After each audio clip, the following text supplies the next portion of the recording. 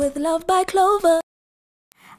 Bravo, guys, bravo. Definitely going to be taking those tips and tricks as to how I can decorate my Christmas dining room table. Now, Dumi, we need to put some things on that Christmas table. Look, man, I'm just excited that I can finally be in the kitchen with you, my friend. I know. Because I feel like we are being separated.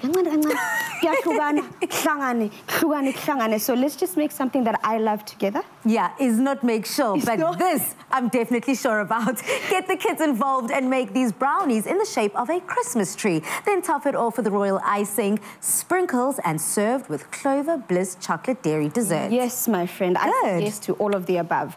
Now, I want to do something that is very exciting because I think a lot of people don't know about a brownie. There are so many little tips and tricks that you have to know to make sure you get your brownie right. First step. You see this little crackling that's happening on the top here? Yeah. It's not by default by making it. It's how you beat your eggs and your sugar together.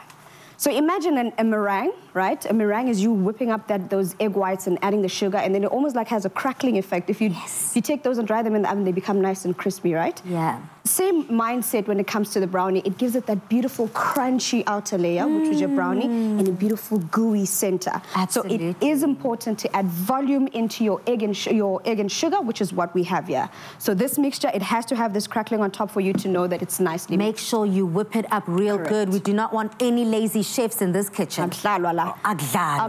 And then another step, make sure we've got our butter and our chocolate that we melted already on the side. Some people choose to not use chocolate in their brownies, but I feel like if you want that fudgy center, it is important to add some melted chocolate into your brownie. So now, as it is with most cooking or most baking steps, we always do the wet first, dry first, put together, all of that. So I've melted up my chocolate as well as our butter, and then I'm just adding this into our sugar and egg that's already been whipped up. Got you. And as you can see, I'm doing that two-handed effect where I'm making sure as I'm adding our melted chocolate, I'm adding it in there and I'm whipping at the same time because you don't want it to curdle. Remember, I just melted it now, so it's still a little warm. But just to see if I'm able to get this triangle shape. Oh. You know, some people would want to be adventurous and actually cut out like actual Christmas trees. Yes. So maybe use a cookie cutter in the What a joke, my darling. Oh, but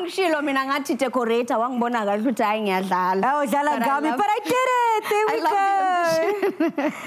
So as you can see, my friend, what I've done then, I added the butter and the chocolate in here, and I also then remembered to swap from my whisk to my spatula so that I now start folding the rest of the mixture together.